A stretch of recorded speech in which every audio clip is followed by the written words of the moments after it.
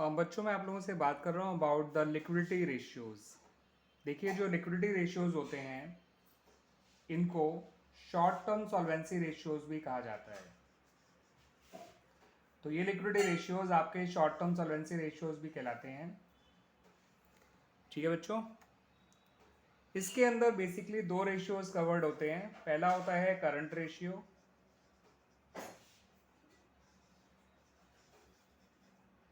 और दूसरा होता है क्विक रेशियो।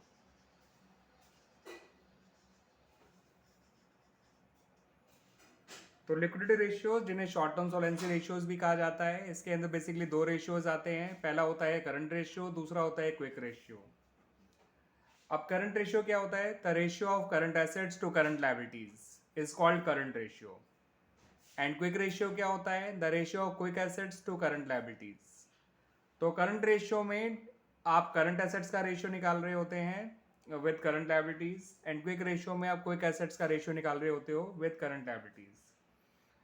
तो मैं आपको पहले ये तीनों टर्म बता देता हूँ।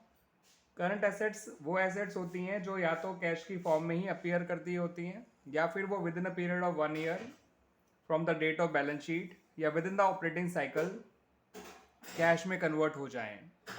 ऐसी एसेट्स करंट एसेट्स कहलाती हैं।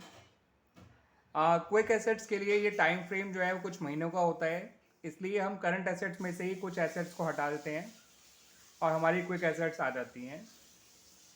और वो एसेट्स जो हटाई जाती हैं आउट ऑफ करंट एसेट्स वो होती हैं inventory, prepaid expenses and advance tax. बाकी करंट लायबिलिटीज़ क्या होती हैं? करंट लायबिलिटीज़ वो लायबिलिटीज़ होती हैं जो within a period of 1 year आपको पे करनी होती हैं या within the operating cycle pay करनी होती हैं। तो current ratio, quick ratio. Current ratio का formula current assets upon current liabilities. Quick ratio का formula quick asset upon current liabilities. Ideally current ratio 2:1 होना चाहिए एंड क्विक रेशियो का जो है वो 1:1 होना चाहिए आइडियल रेशियो।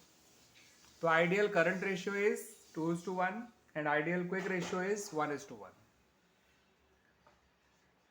2:1 का मतलब होता है कि करंट एसेट्स कम से कम करंट लायबिलिटीज के कंपैरिजन में ट्वाइस होनी चाहिए, और 1:1 का मतलब होता है quick assets current liability comparison में एटलीस्ट उसके बराबर होने चाहिए। अगर ये रेशियो अपने आइडियल से कम होते हैं तो वो शो करता है कि फर्म के पास अपनी शॉर्ट टर्म लायबिलिटीज़ को पे करने के लिए इनफ या सफिशिएंट फंड्स नहीं है। It is not capable of paying of its current liabilities on time. ठीक है बच्चों, तो जैसा मैंने वो बताया कि क्विक एसेट पे अगर आपको करंट एसेट से जाना है तो आप करंट एसेट्स में से एक तो इन्वेंट्री हटा दीजिए, और इन्वेंट्री मतलब क्लोजिंग इन्वेंट्री, नॉट ओपनिंग। उसके अलावा प्रीपेड एक्सपेंसेस हटा दीजिए, उसके अलावा एडवांस टैक्स हटा दीजिए।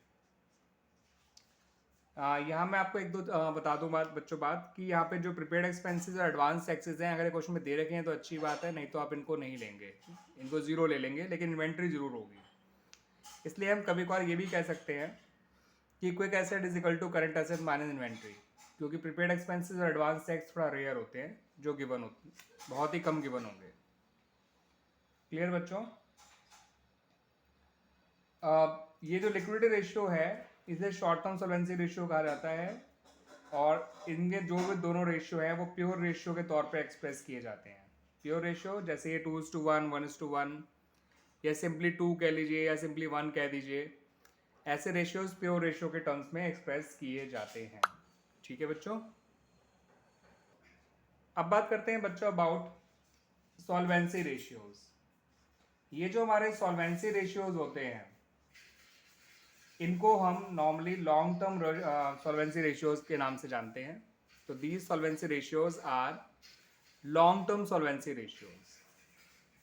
इसके अंदर आपका 4 रेशियोज कवर्ड होते हैं।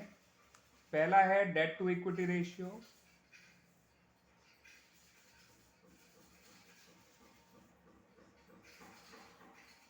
दूसरा होता है total assets to debt ratio, तीसरा होता है प्रोप्राइटरी रेशियो,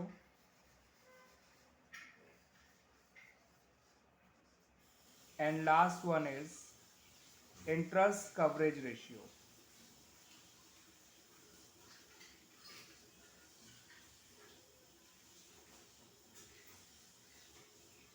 तो इसके अंदर बेसिकली ये 4 रेशियोज कवर्ड होते हैं। अब डेट टू इक्विटी रेशियो का फॉर्मूला होता है non current liabilities upon share holders fund.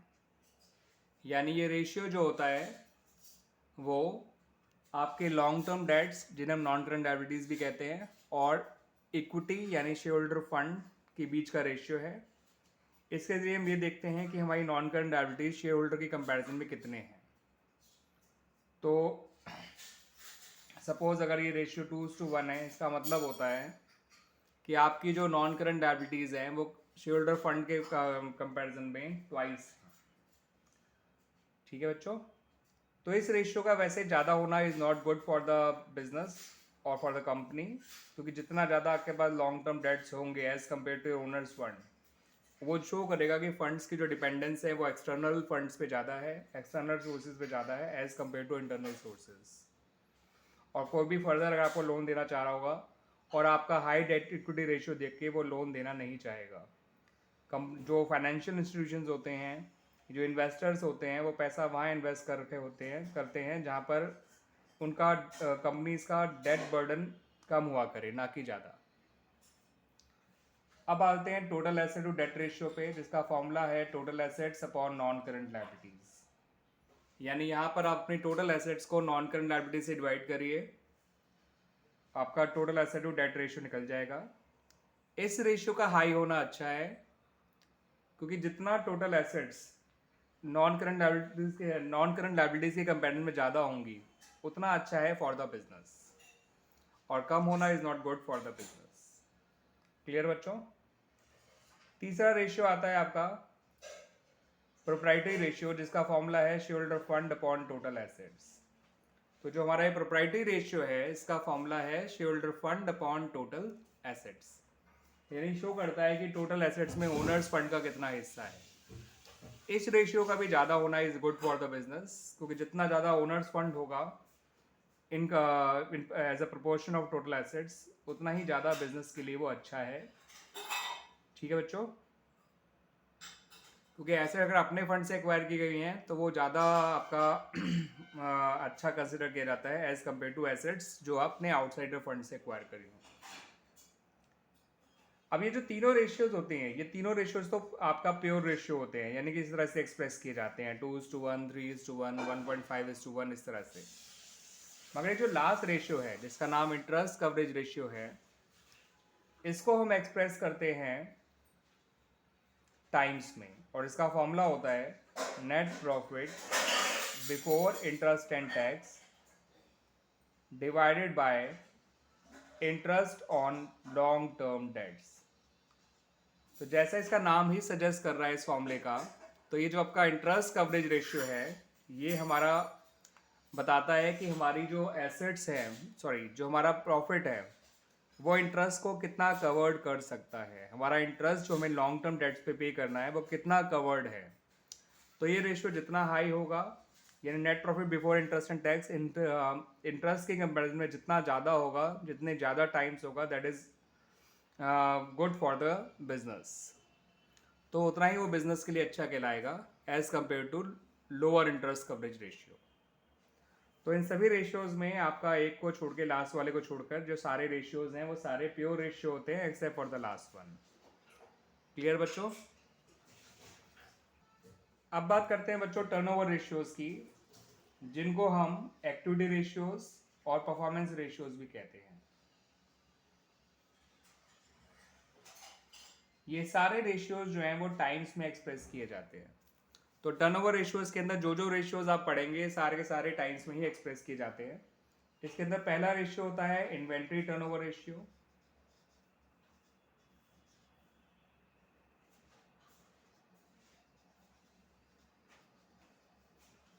दूसरा रेशियो होता है ट्रेड रिसीवेबल्स टर्नओवर रेशियो,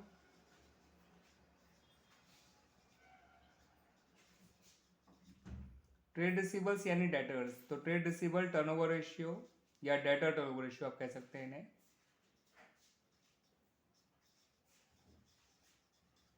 तीसरा है आपका trade payable turnover ratio,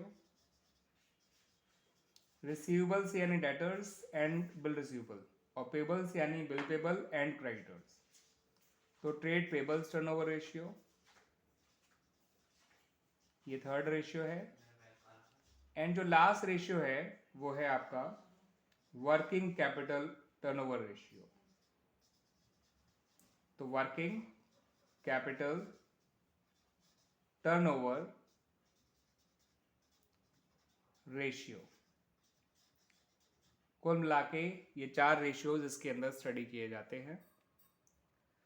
inventory turnover ratio का फॉर्मूला होता है cost of revenue from operation, जिसे आप कॉस्ट ऑफ गुड्स सोल्ड कहते हैं, डिवाइडेड बाय एवरेज इन्वेंट्री।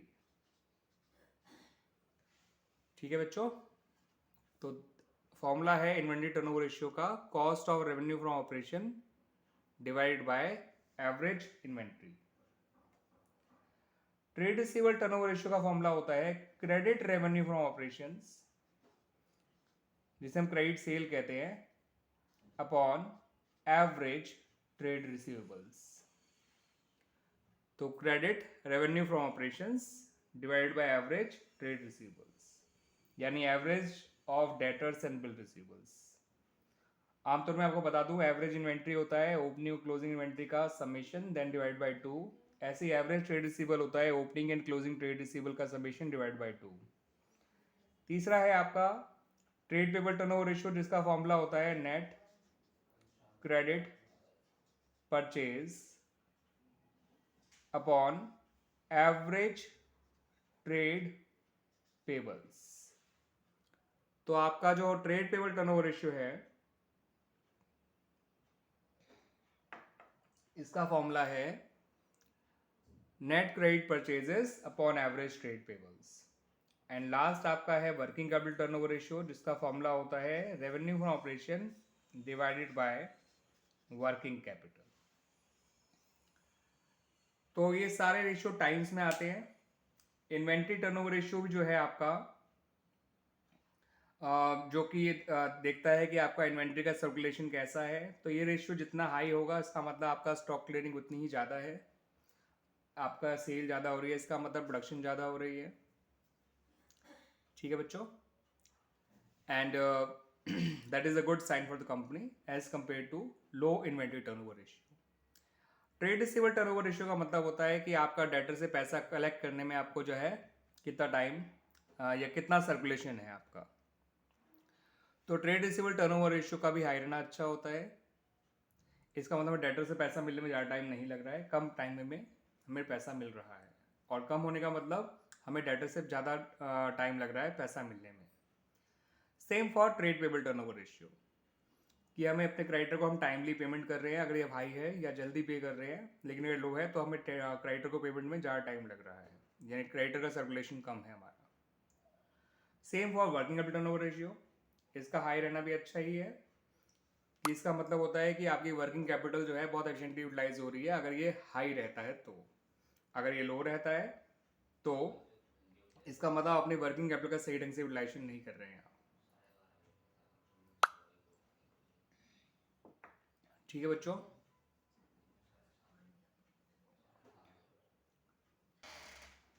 आपका जो लास्ट कैटेगरी ऑफ रेशियोज है बच्चों, वो है आपका प्रॉफिटेबिलिटी रेशियोज।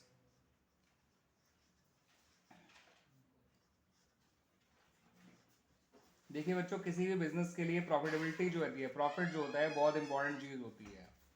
कोई जब तक बिजनेस में प्रॉफिट्स नहीं होंगे तो हम बिजनेस को हम सर्वाइव नहीं कर सकता, हमारा business in the long run, और ना ही ग्रो कर सकता है। तो survival and growth of the business के लिए ये ज़रूरी है कि बिजनेस के प्रॉफिट्स हों, और अच्छे खासे प्रॉफिट्स हों जो बिजनेस को लॉन्ग टर्म में सर्वाइव करने में हेल्प करे and as well in grow करने में। तो ये जितने भी रेशियोज होते हैं बच्चों, ये सारे के सारे परसेंटेजेस में आते हैं। इसके अंदर पहला रेशियो होता है ग्रॉस प्रॉफिट रेशियो। फॉर्मूला बड़ा आसान है, gross profit upon revenue from operations into 100। दूसरा इसके अंदर होता है operating ratio. Operating ratio actually ये आपके ऑपरेटिंग कॉस्ट से जुड़ा हुआ रेशियो है, ना कि प्रॉफिट से जुड़ा हुआ। तो इसके अंदर हम ऑपरेटिंग कॉस्ट लेते हैं upon revenue from operation into 100।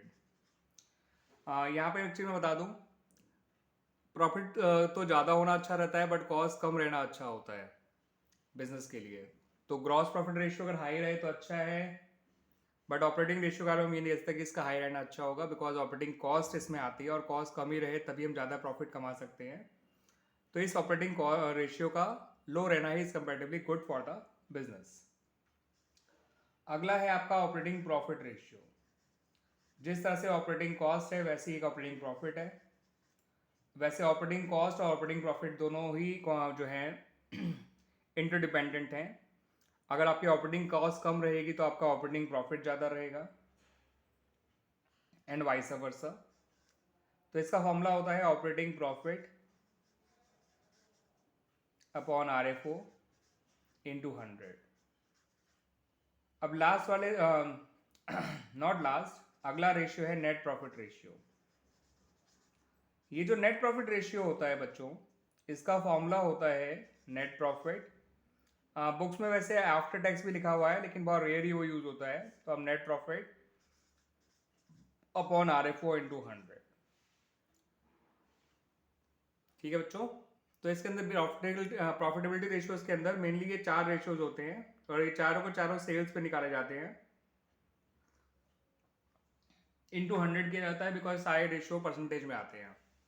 ये और ये इन तीनों रेशियोज का तो हाई रहना अच्छा है बिजनेस के लिए, बट ये रेशियो लो ही रहे तो अच्छा है ऑपरेटिंग रेशियो, क्योंकि ये ऑपरेटिंग कॉस्ट से जुड़ा हुआ है। ये जितना लो रहेगा उतना ही हाई रहेगा। बाकी इन सब प्रॉफिट्स के पीछे फर्क क्या होता है वो अपने अगले वीडियोस में आपको जरूर बताऊंगा बच्चों में। हाँ, प्रॉफिटेबिलिटी रेशियोज में एक और रेशियो होता है जिसे कहा जाता है रिटर्न ऑन इन्वेस्टमेंट या फिर रिटर्न ऑन कैपिटल एम्प्लॉयड। इसका फॉर्मूला होता है बच्चों net profit before interest and tax. Book में जो है एंड डिविडेंड भी लिखा हुआ है, लेकिन अंडरस्टूड होता है कि अगर profit before interest and tax है तो बिफोर डिविडेंड तो पक्का ही होगा, अपॉन कैपिटल एम्प्लॉयड। देखिए बाकी 4 रेशियो जो है वो सेल पे निकल रहे हैं, लेकिन ये 5वां रेशियो जो है वो कैपिटल एम्प्लॉयड पे निकलता है। क्लियर बच्चों? तो इस रेशियो का भी हाई रहना अच्छा होता है। अगर ये रेशियो हाई रहता है इसका मतलब आपके रिटर्न्स अच्छे आ रहे हैं ऑन योर कैपिटल एम्प्लॉयड। लो रहना